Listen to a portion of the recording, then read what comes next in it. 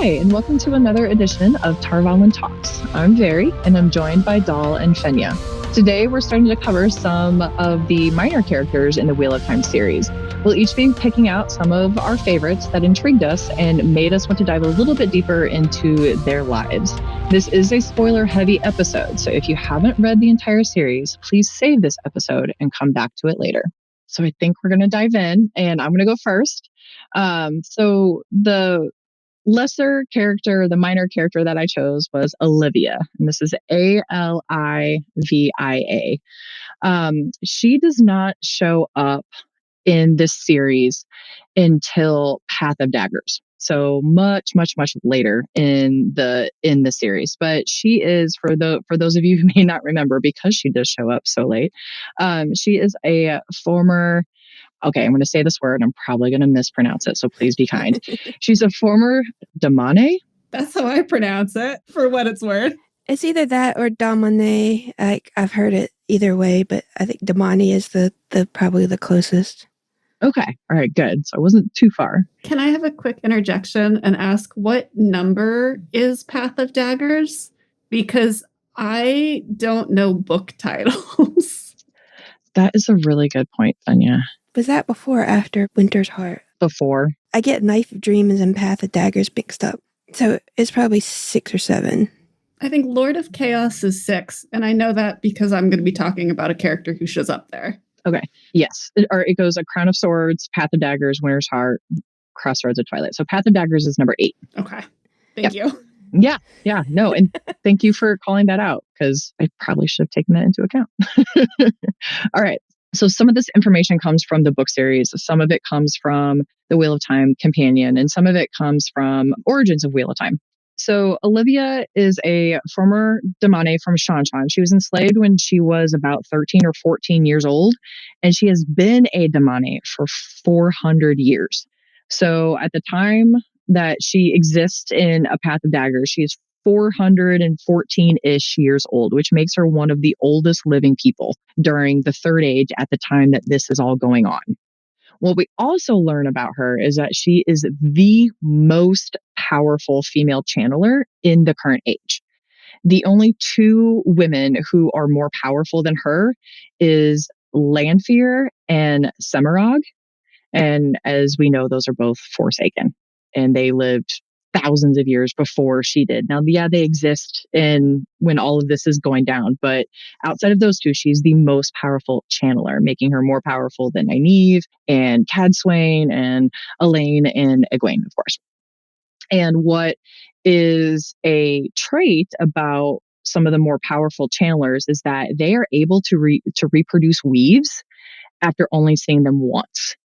And this is a key point in the story because none of the Aes Sedai wanted to show any of the released Damane, those who had their Adams removed. None of the Aes Sedai wanted to show them any of the weaves because they didn't quite trust them. Somewhat understandably, right? Yeah. But that didn't matter for her because as soon as she saw it, she could do it, which came in key whenever she goes with Rand and Nynaeve and the rest of the crew to go cleanse the taint. So where she enters the story in Path of Daggers is she was captured by Rand's forces during the battle with the Shanshan in Altara. And after she's captured, she's part of the crew of Damane that are sent to Elaine in Camelin. And so what happens in Camelin is that after a period of time where the Aes Sedai and the Ken feel like they can trust the Damane, they have their Adams removed. And so she had her Adam removed while she was in Camelin. Now, between Path of Daggers and Winter's Heart, which is book 9, is when in Winter's Heart, Rand and Nynaeve and I believe Lan as well, that's when they all go to Farmadding, right? And Olivia decides she's going to go with them. And then once Rand gets imprisoned in Farmadding, she then goes with Min to get Cadsuane. So Cadsuane can come in and work her magic with all the council that is there to try to get Rand released. Fast forward a little bit farther in Winter's Heart is at the very end, it's chapter 35. It's at the very end of the book is when they cleanse the taint. So she goes with that crew to go do that. And what's interesting during that battle, because there's that battle near Shatter Logoth, and we learn about this character named Sindane. And it's not very clear at first who Sindane is, but we eventually learn that Sindane is and that's Cyndane. That is the reincarnation of Lanfear. And so this is how, after Lanfear has had her power drained by the Aelfinn and the Eilfinn. So she's not as powerful as she was prior to that. But when Olivia comes up, it's actually Sindane like sneaking up on Olivia in the woods, and she kind of sees Olivia as a wilder. So you know how the women channelers who didn't go to the tower and did all that, they kind of turn them as wilders. That's what Sindane sees her as, and they battle, and Sindane recognizes the sheer amount of power that Olivia has, and recognizes that Olivia has more power in her now than Sindane / Lanfear ever had. And keep in mind, though, that when this was going down, this is also after Nynaeve gave Olivia her Terangriel / Angriel ring bracelet combo thing that she was wearing. So she did have that going for her, but she's still the most powerful channeler, right? So throughout all of this, right? So they cleanse the taint, right? Rand doesn't trust Olivia, because she's a former Damane and he's got major trust issues with like so many people, right? Not to be blamed. I mean, yeah, it's justifiably so. But what's really interesting is the change of heart he has. So Min has a vision of Olivia. And the way that the wording of the vision as she speaks it is that Min saw Olivia help Rand die. And that freaks everybody out. Again, understandably so, because if those are the only words you say, you can't kill the dragon reborn. I mean, come on, man. So, but while it causes all of this distrust and all of these other people, Rand is like, okay, I trust her now. And that was the weirdest, like in reading through that in the books, that was the weirdest flip for me. And forgive me, it's been a while since I've read this part in the books, but whenever I was reading through it, I kind of got over the initial shock of it, because I was like, this doesn't make sense, Rand. What are you doing, man? But then I kind of saw it as perhaps he knew or had an inkling that Min's vision really didn't mean that Olivia was going to kill him or help him die. I kind of feel like he knew that he needed to trust her because she was going to help him on the other side of Tarmangaiden. What are your guys' thoughts? It's funny because that's not really how I interpreted it. It's been a while for me too. My interpretation was that Rand thinks that he has to die in order to defeat the Dark One. So he thinks that Olivia is going to help him do that. And in so doing, help him defeat the Dark One. And that's why he's on board with it. Yeah, I think I agree. I think the phrasing is very important there, because she's not going to kill him. She's not going to hurt him. She's going to help him die. And he thought that he had to die. And in a way he did. I mean, his body died, even if he moved on into Morden's body. He saw her as helping him through that last little bit in the last battle to be the sacrifice that he thought he was going to be. I also was convinced until I finished reading the books that she was going to be a dark friend. Not gonna lie, I wasn't sure about her. Like, I really wasn't. Yeah, I thought, like, he knows that she's going to help him die. He is on board with that because he thinks that he needs to die. But I think she's going to be doing it for nefarious purposes. I could definitely say that. I was completely wrong, obviously. But yeah, I don't even know if we know her reasoning. No. Like, she's still sort of a mercurial. We don't get a lot of, we don't get any like viewpoints from her perspective, do we? No, she really doesn't. That's the perfect way to describe her, is very mercurial. We just don't know a lot about her mindset. But to your point, Fenya, I think that made her a very intriguing character is because it kind of gave that suspense feel to it. Like you didn't know exactly what this chick was up to until the end of the last battle, right? And so the way that she helps Rand die is she's the one there at the end giving him clothes and money to help him disappear after he quote unquote died and is now in Moradin's body and goes off to live his new life, right? So that she did help him die as Rand.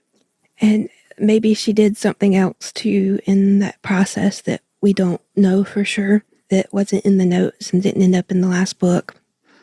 I would be really interested to hear that. I don't know that that's anything we would ever know, because like if Robert Jordan had plans for her other than what was in the notes and what ended up in the books, we won't ever know. We have no way of knowing. Yeah. And he may have, or he may not have. I think some insight from origins of the Wheel of Time is the origin of her name.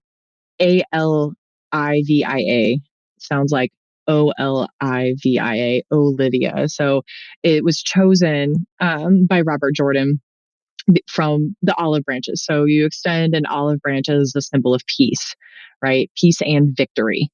But also that we also know that Robert, there's a whole lot of Christian elements throughout the entire series. But so the olive branch was also a symbol of, or it represented the peace, the internal peace brought by the Holy Spirit through baptism as a Christian. And so her name being chosen like that is intended to she gives Rand peace as he goes through the quote unquote baptism of emerging through the last battle and has survived that and able to move on and live out the rest of his existence. And so maybe just through her name, that was the end of it. That was the intent. But knowing how many notes that man took, I bet you there's more. There might be. I mean, maybe this is just me. I can't imagine that he would have a character with a backstory like that and not have had a more complex plan for her. Not to say that what she does in the story is not complex, but like just there's so much in there that you could like mine for story and conflict just in her history, in how long she's been alive. I feel like he probably internally, he must have had some more thoughts about what he could do with her. Not only has she been alive for 400 years, but she spent the majority, like all but the first dozen of her years, bound by the Adam and used as a tool. Yeah, there's a lot to explore there. Yeah, she has no autonomy, and like that was I don't think I thought she was necessarily going to be a dark friend, but I always suspected that her allegiance to the Shan was going to be a problem. And knowing that Robert Jordan had intentions of writing further books exploring Shan with Matt and Tuan, I wonder if Olivia had been intended to be some kind of olive branch between the Westlands and Shan. If she maybe got some autonomy of her own and started becoming her own, and she was able to maybe breach the gap between what the Shan know of women who can channel and what the Westlands know of women who could channel. And maybe there was something that was going to go there, but I don't know. Like, right. We don't know. We have no idea. He wrote nothing about his intentions for those books. Mm-hmm. Yeah. Yeah. And it would be really interesting to explore more of her life because like you said, Fenya or Doll, she's had an Adam for 400 years. And one of the reasons that Rand doesn't trust her at first is because whenever they brought her to Camelin, she didn't immediately denounce being a Damane or the Soldam or the Shanchan or anything like that. Well, of course not. because that's been her life. She hasn't, I mean, aside from her first 13 or 14 years or whatever, she hasn't known anything else. And that's such a, like, I can't even conceive of that period of time living like that, really. It rewires the brain. Like, we know from, like, in the normal human lifespan, that kind of abuse rewires the way you think, and it can take years, like I said, to have that autonomy back and become your own person. And she definitely didn't have that much time before the last battle. No, which is why it's really interesting what she does whenever she leaves Camelin and starts following, that crew to Farmatting and then back to Shadar Logoth, is she kind of appoints herself as Rand's unofficial protector of sorts. And we see sprinklings of that all through Path of Daggers and Winter's Heart. But then definitely once they are in Tyr, after they've cleansed the taint and he's like recovering, she's like outside his door protecting him while he's recovering from doing that. And the reasoning that she gives is because she's doing that because he is the one that freed her. So again, it's very almost the way she behaves, and she takes up that mantle almost has like an Aiel feel to it, kind of a Giotto kind of thing, but she's obviously not Aiel. But to her, it may just be that she may not know what to do with herself, and she sees him as a figure of power, and she's like, I'm gonna stick with that guy. Because, like, even the Shanshan had prophecies of the dragon and what he meant to the end of times. So she was able to sort of transfer that authority from the Soldam onto him. Mm. And I keep using the word, but she had not fully realized her own autonomy. So she was just replacing the need to be controlled and manipulated by placing the authority on somebody else. I think that scans with, like, the way abuse victims deal with coming out of an abusive relationship and trying to become their own person again. That's how I interpreted it as well. Mm-hmm. That makes sense. Totally not a clean break or transition. I don't know how to do this gracefully, but that's all I got. I don't either. I don't know how you go from that. So I could not pick one of these ladies without the other, and that is Bane and Chiad. For those who don't remember or don't know, Bane and Chiad are two spear sisters, maidens of the spear. They are Aiel. Chiad is the Stone River sept of the Goshin Ale, and Bane is from the Black Rock sept of the Sherard Ale. I think I said that right. I'm not entirely sure. I wouldn't know if you said it wrong, so. Right. There's a Goshin road around here, and like, I always think of Bane and Chiad when I see that, because I can't remember which one's which. Nice. But anyway, they're two maidens of the spear, but they're from rival clans. Like, they have blood feuds between them. So the two of them were so close, in order to protect each other, they bonded as first sisters. So they sort of move as one. And at one point, even Matt claimed, like, when he first meets them, he's trying to get them alone. And he complains that he can never find one without the other. Because he wants to flirt with them, but he can't ever get them alone. And I think they have a little bit of fun teasing him. And I think it was those two that were the ones that asked him if he wanted to dance. And somebody else had to explain to him what it meant to dance with the maiden in the spear, and that he didn't really want to do that. Was it also them that wanted to play the kissing game that wasn't a kissing game? Yeah, like with the Uskla or something. It was like a spin the bottle type game. I think so. Was that I think too? It was a kissing. Maybe. I think it was that whole group. We are first introduced to them, and I wasn't as diligent as you were. I don't remember what book this is in.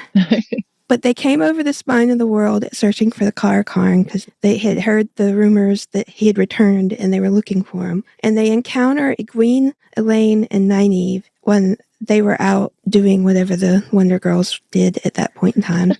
This was after they had left the tower and before Tyr, I think. Or maybe it was right after Tyr because they went to Tyr after that. Mm-hmm. I don't remember. I am really bad at timelines.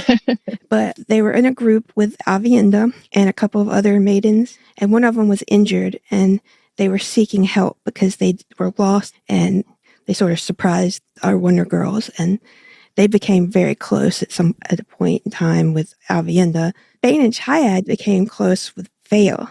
Mm-hmm. which was interesting since, I don't know, I guess they're the only people like Fenya besides Perrin.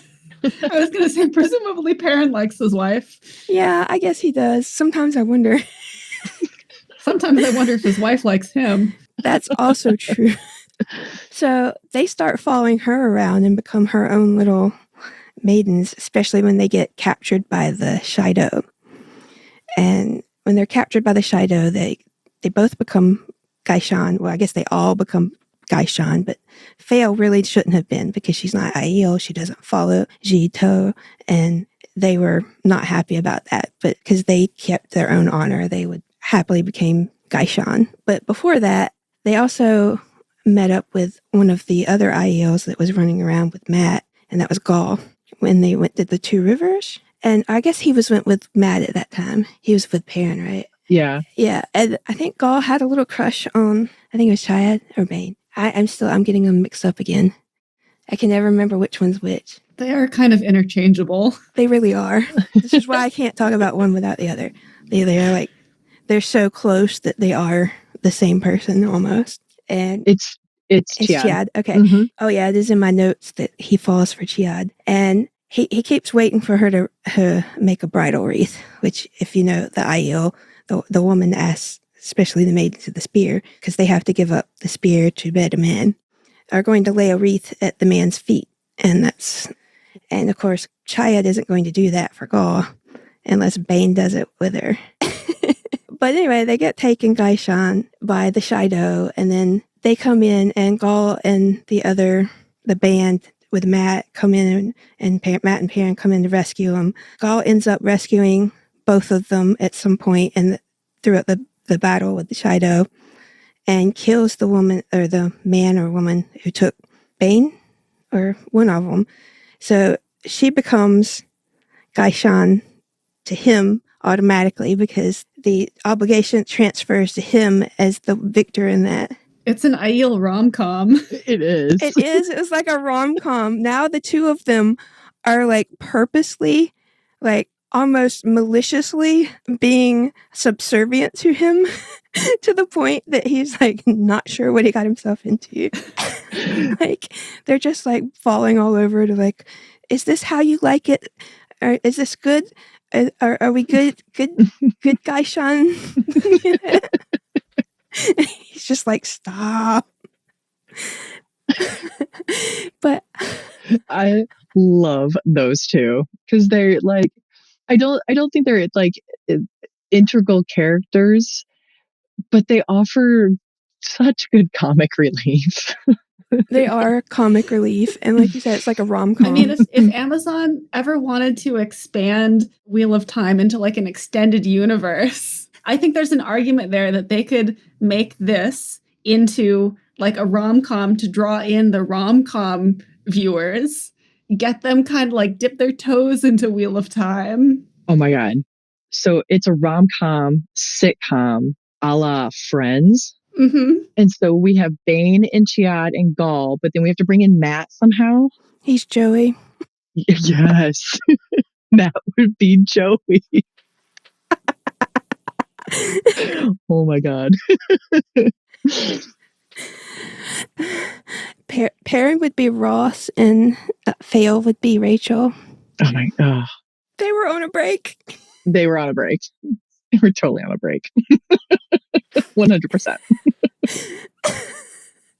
Oh my God. Better. Okay. Okay. I think we just discovered a new panel for DurnCon.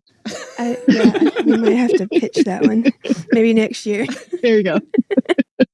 So anyway, their story ends. They actually, before Gaul goes off to fight in battle, they made him some extra sharp spears because they didn't think his were good enough, and they didn't want him to die and hurt himself on his poorly made spears. That's very considerate of them. It was very considerate of them. In a very backhanded way. They did eventually make a wreath for him, right? At the end of the books? Or were they talking about what wreath they would make? I honestly don't remember. I don't know. Now I can't remember. I should have looked that up. I know they talked about it because they talked about what they were going to put in the wreath. Or am I mixing up Veriendha and Elaine and Bane and Chad talking about Rand? Now I have to look it up. I should have looked this up earlier. It's in the Tarvalon.net library. Yeah. And after the Battle of Malden, that's where she becomes Gaishan to Gaul and considers making him a bridal wreath once she puts off the white. Yeah. They can't do it while she's Gaishan because that's not appropriate. That's right. But Bane would have to agree with her. So I knew they talked about it because she talked specifically about what type of flower she put in it, and there were ones with prickly thorns. Oh, the wreath. The wreath. Mm-hmm. Yes. She was going to put flowers that had thorns in them. Because she was going to be a thorn in his side. So sassy. But those two, I just love them so much. And like, they really can just be left out. I don't know that we're going to see them. Because they, as far as plot goes, they don't offer anything to the overall plot other than being like comic relief and a little bit of world building. But it would be so much fun if they... I do think the comic relief that they provide helps out. They're not present in abundance like during the slog, but the comic relief that they do provide during that time helps a lot. They're the only things that made those chapters readable. They helped. They helped so much. But no, those are I love in your notes how you put that they were two sassy sisters of the spear. Uh-huh. And I don't think there's a better way to describe those two. I love how you describe them. There really isn't. Awesome. But yeah, that's about all there is on them. There's not a whole lot, but I love them so much. Yes. All right, Fenya, you want to jump into your character? Yeah, so unlike both of you, I didn't choose a character that I love unreservedly. Yeah.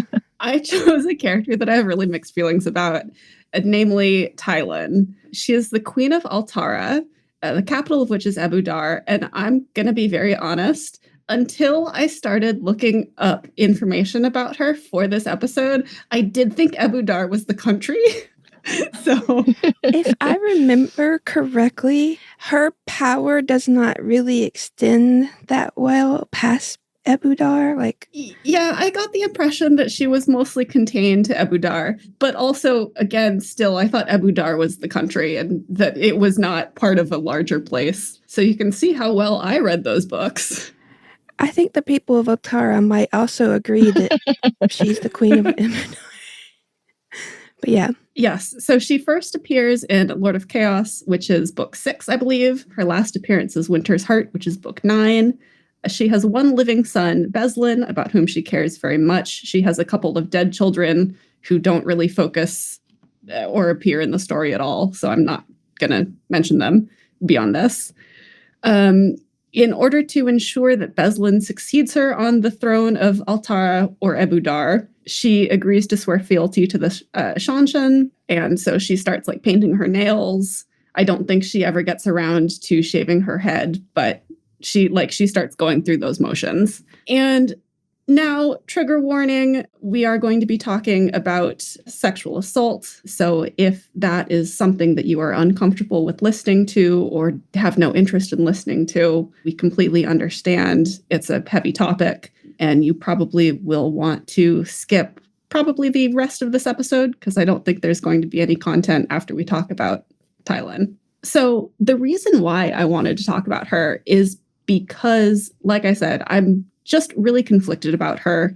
Reading the book when I did in 2020 made me very uncomfortable the way that she treats Matt, because it is coercion, it's rape, it is not funny, and I'm not sure if we're supposed to find it funny or if we're supposed to think that it's bad. But even after, so she makes her interest in him very clear. And from the get-go, we see from Matt that he is not interested. And he says that he refuses her. She knows that he is not interested, but she continues to pursue him. She invites him to dinner, and when he doesn't have dinner with her, she tells the kitchen not to provide him any food unless he eats with her. She lets herself into his room to sleep with him. She molests him in public by like kissing him and pinching him. No question about it. She is in a position of power over him because she's the queen. She also, just in terms of physically, like, she is armed. She has a marriage dagger, and he's obviously like not wanting to attack someone like who is in this, who is politically more powerful than him. So he feels like he can't defend himself. And I know that Matt is an unreliable narrator, and he doesn't really have the vocabulary to express how uncomfortable this makes him.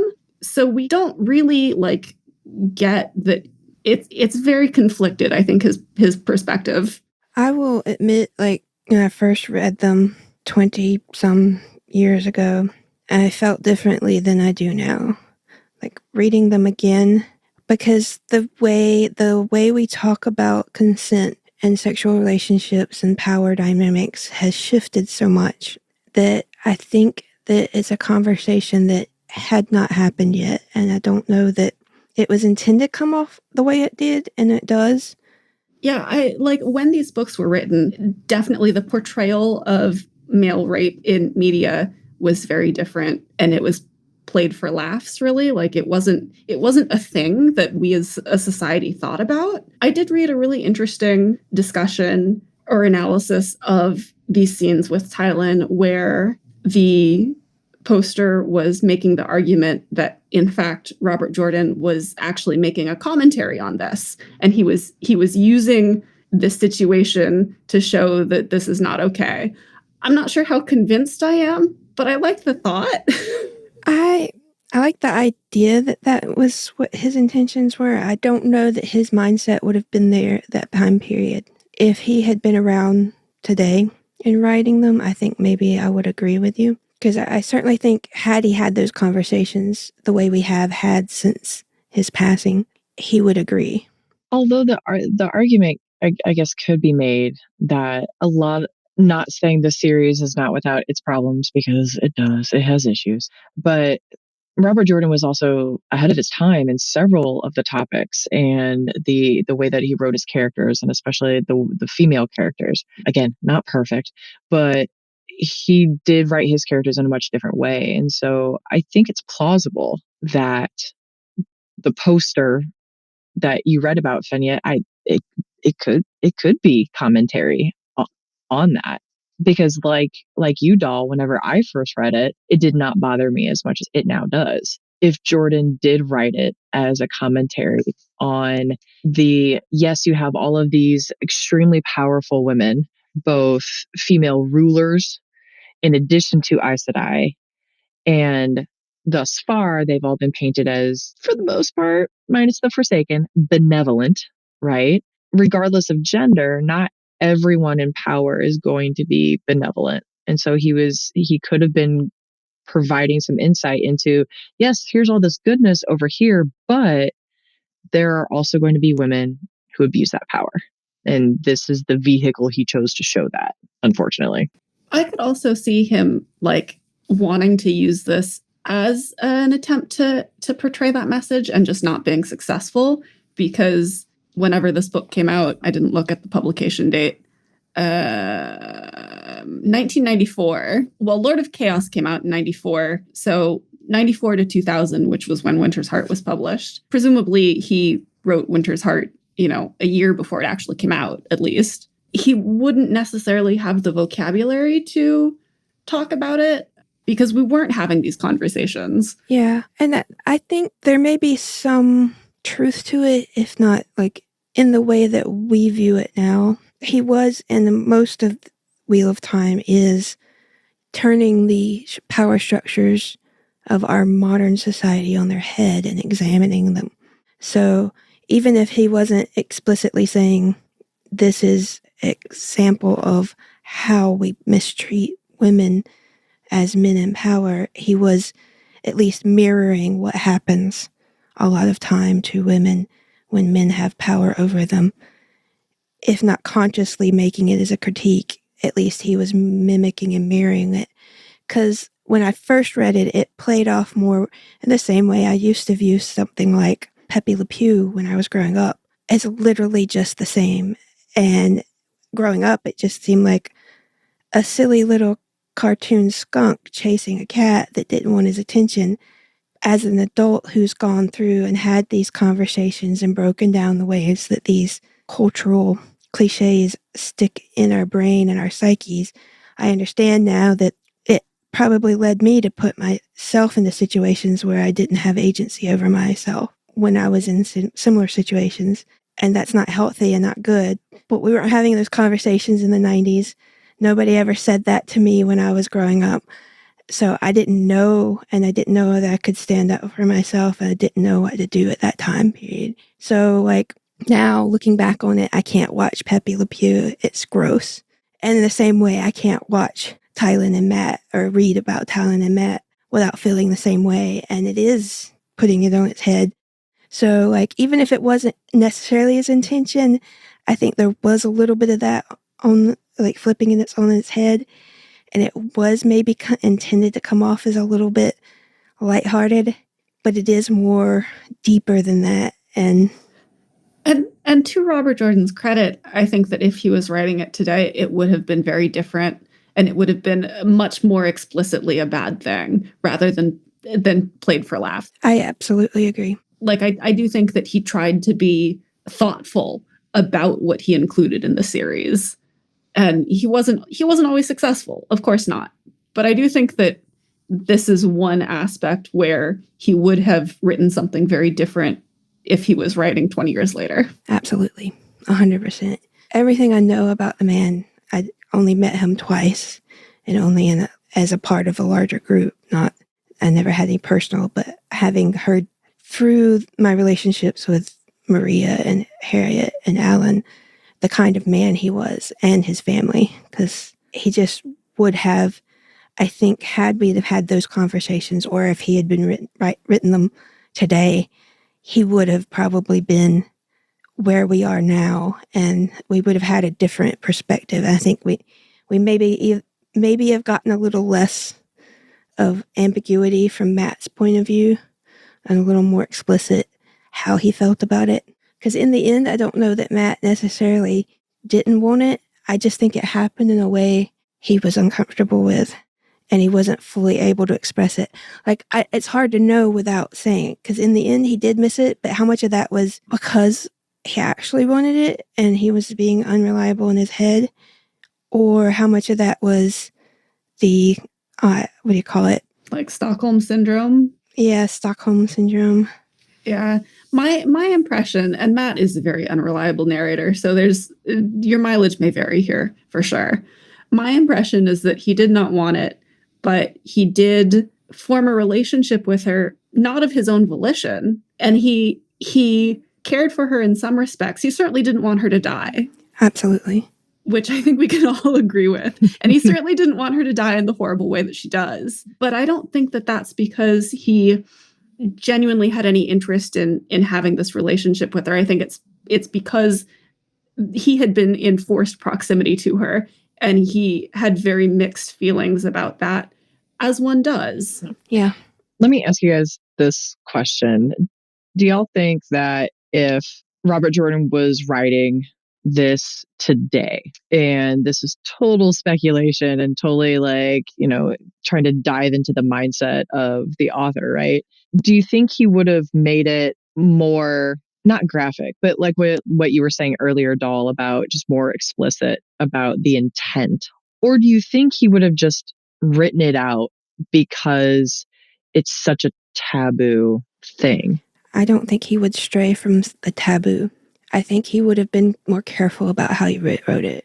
I don't think he would have written it out because of the taboo. I think if he wrote it, it would have been intentional. He would have wanted to deal with the consequences of it. But I think he would have to think about whether or not to include it, because it would have ramifications on Matt's character if he was to write it today. Like, the way that it happens, it kind of is contained to these books, and Matt doesn't really think about it afterwards that much. I think that that would be more explicit like we would see more of him processing what he went through if he was to include this storyline writing it today. I would argue it informed his relationship with Tuon a lot, and it would be more explicit. In my mind, I would like to think that it would still be included, but to each of your points, it would just be a little bit, the intent would be more explicit, the aftermath, Matt processing it. But it would even be interesting because of Matt's, his personality and the way that he just processes things in general. You think about the other traumatic events that he goes through throughout the books, like losing an eye. That's going to be fairly traumatic, and maybe we just don't get a whole lot of insight into the way Matt processes things because it's Matt. Yeah, I don't think we actually do, because I don't think we really spend a lot of time with Matt talking about how he feels about having lost an eye. Yeah.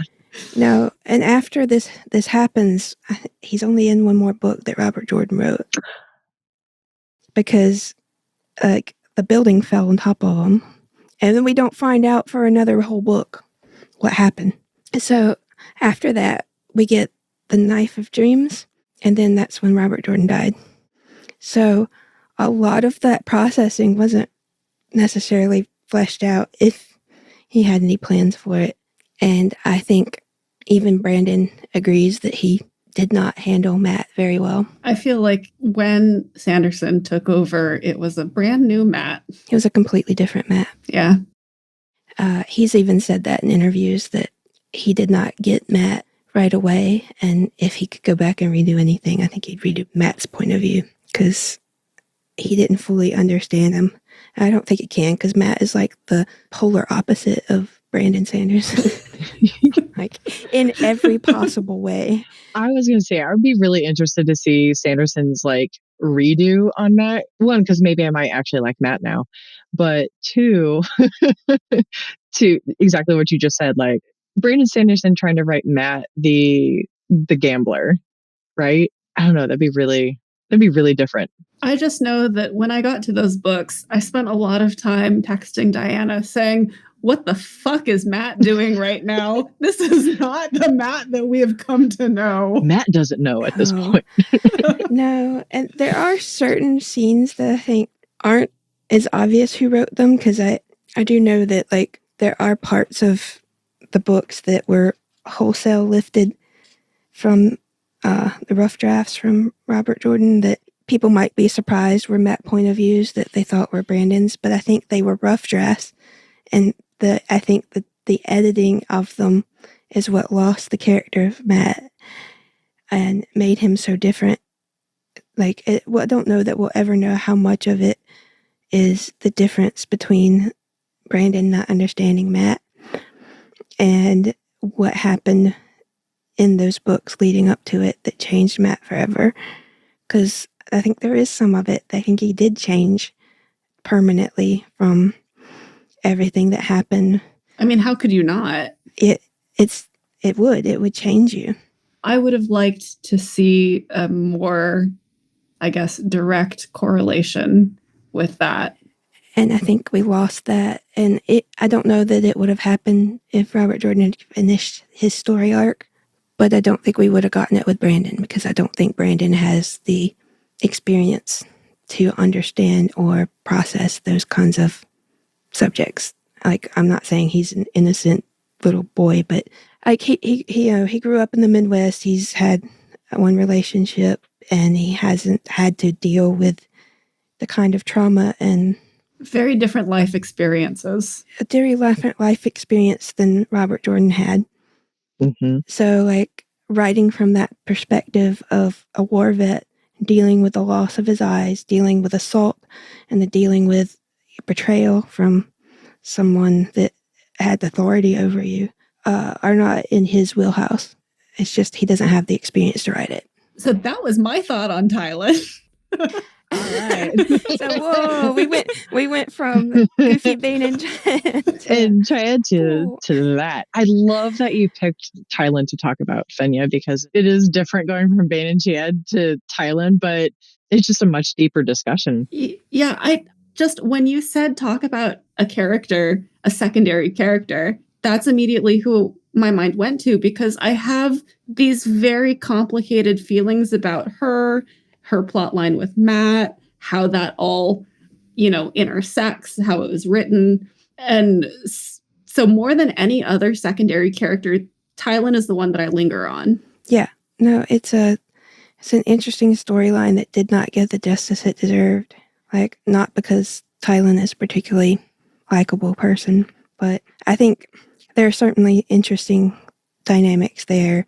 She could have been more interesting if it hadn't been for everything else. Yeah, and I think it's very valuable to have a storyline with male rape, because so often it's not treated with the respect that storyline deserves. I'm not saying that this one was either, because we have just had a whole debate about it. So clearly not. But I think it's worth examining it and seeing it in fiction, because it is a thing that happens. And if we just gloss over it, then we gloss over it in real life too, or we are more likely to gloss over it in real life too. Gloss over it or make light of it. Exactly. I think it's important conversations to have, and I think it's important to be critical of our darlings, because we're different people than we were 20, 30 years ago, and I hope that we've all grown, and sometimes the media doesn't hold up entirely. Mm-hmm. And I think that just because you are critical of a thing you love doesn't take away from the fact that you love it. It doesn't take away from the value of it. It just means that you are looking at it with clear eyes. Yeah. Thank you very much for listening to our discussion of some of the more minor characters in the Wheel of Time. If you have any questions or topics you'd like us to talk about, feel free to send us an email to producer.tvt@gmail.com, or you can join us on tarvalon.net. In our general forums, we have a special thread called Tarvalon Talks pinned at the top of the page. You can also chat with us via tarvalon.net's Discord server in the Tarvalon Talks Discord channel. See you next time.